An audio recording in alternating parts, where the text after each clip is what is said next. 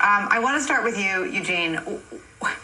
Is there awareness among lawmakers in Washington that this is what's happening back home? And I'm assuming there is. And if there is, where's the alarm? 1 to 10? Yeah, they are really concerned, especially Democrats, right? Democrats are very, very concerned about all of this. And if you have to pick a 1 to 10, 6, 7, 8, 9, depending on what day of the week it is, right? You have, it was Arizona, and that was one issue. They're hearing about Georgia and what's maybe happening there. And then you have the Michigan Secretary of State basically having to issue this warning, like, don't come play that in my state. And so I think they're very concerned about it because they know that it all ties back to up here. And the problem is there's not a lot they can do from Washington, D.C. other than being concerned. And we did an interview with Playbook with Adam Kinzinger just yesterday, and we asked him about, like, who are the Republicans, like, how are the Republicans fixing this? How do you tell people that the things that are being told to them by Donald Trump and some of his aides and people that really like him, that those things are untrue?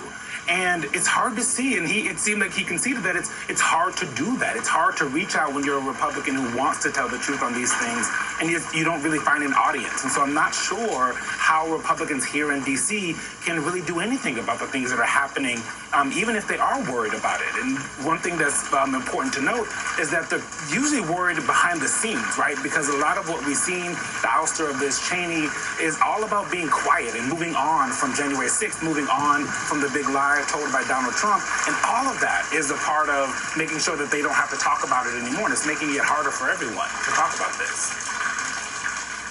I mean, Tim, I guess you look at the polls, and they don't have to, on the Republican side, adjust the message because it's working. 56% of Republicans don't believe President Joe Biden was legitimately elected.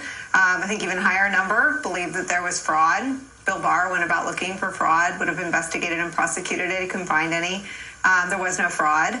All these recounts, I think Georgia did 3, Arizona did at least 3. They didn't find any fraud. So what breaks the fever? And what is sort of the sort of disturbance in the force field that they look at a voter, an Arizona voter, and say, Biden's vote count is bogus, but my Arizona district, that election went fine. I mean, what is like the breakdown in sort of the fact pattern that people believe that just the box for president got effed up? Yeah.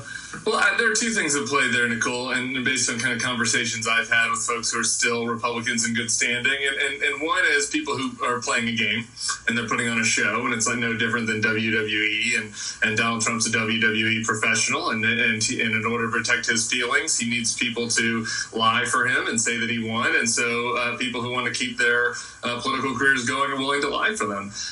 Then the scarier part is there's another group of them. Some of them are working in politics, by the way. It's not just the voters, but it's also voters who really are a part of a cult now. And the cognitive dissonance doesn't really matter any more than the cognitive dissonance of, what David Koresh was telling his followers mattered to them, right?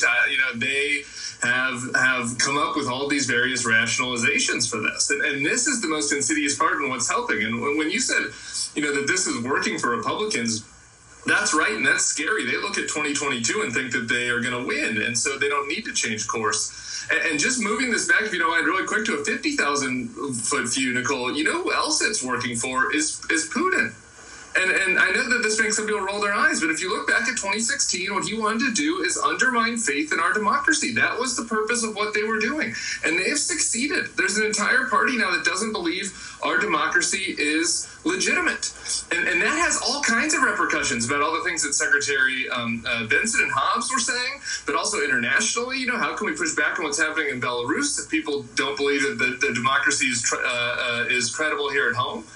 And so, these, I think, are the things to look at where at every level right now, there's not any incentive to change because the players on the right, these insidious forces on the right that are pushing it, all feel like even despite the fact that they lost in 2020, it's close, and it was close, and their broader agenda is working. Matthew, it's hard to sort of land on that and then say it out loud, but it does strike me that it's working for them. They've succeeded. Donald Trump's mission from November to now was to undermine people's faith in an election that he lost. And at some level, he had to have known that he lost. But he didn't want people to trust the result. And I wonder how you go back in. I'm from San Francisco, so I'm going to use an earthquake analogy here. But how do you go in when everything is shaking and sort of gird the foundations when all people see is the shaking and you know, people are already afraid, things are already crumbling, things are already falling? How do you go in now and sort of fortify the underpinnings of our democracy? Well, I mean, that's a very fundamental question, but I would say there's three things. I disagree with the idea that people in Washington can't do something about this other than shine a light on it and say this is getting committed around the country. First, Adam Kinzinger and Liz Cheney and Mitt Romney and all these people that have spoken out about the big lie and how this is a huge problem need to leave their caucus. Because by staying in their caucus, all they are doing is enabling the fact that the people that committed the big lie are going to hold power in 2022. So, yeah, it's fine to say I have a big problem with this and I'm trying to do what's right, but leave the caucus, leave the cult. You have to leave the cult in order to disempower the cult. So that's the first thing. On Biden and the Democrats' part, I actually don't think they're doing enough. I don't think they're doing anywhere near enough. I've said before with you, I think Joe Biden ought to appoint a cabinet level person on democracy. It's the most important. You ought to say this is the most important issue facing America and the world today. It's not the pandemic. It's not infrastructure. It's not redoing taxes. It's not anything else. This is the most important issue.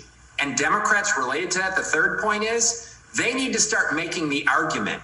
Democrats need to start making the argument that we can't do any of these things unless we fix democracy. We're not going to be able to get an infrastructure bill. We're not going to be able to get common sense gun reform. We're not going to be able to preserve women's right to choose. We're not going to be able to make sure Social Security is solvent. We're not going to be able to do any of that, because it's contingent on a functioning democracy and being able to act in the common good through this. And so I think this needs to be raised. Many people are speaking out. The Secretaries of State, one of the best is Secretary Benson. What she's doing all she can in Michigan.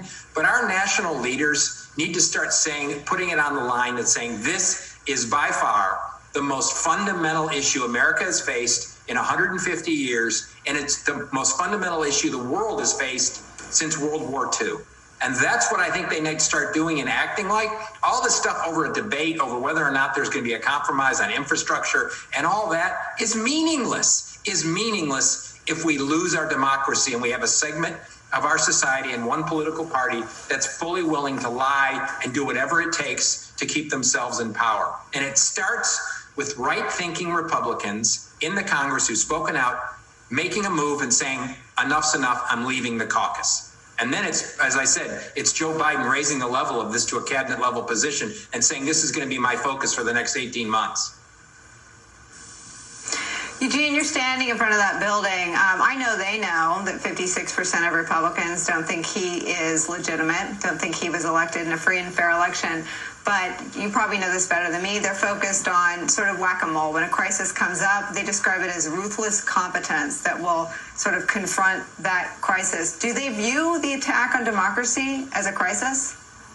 No, absolutely. I think, every source that I talk to here in the White House, if you mention January 6th, if you mention the things that have been happening, including the restricting of voting rights in different places around the country, you've mentioned these audits, they are very concerned about it.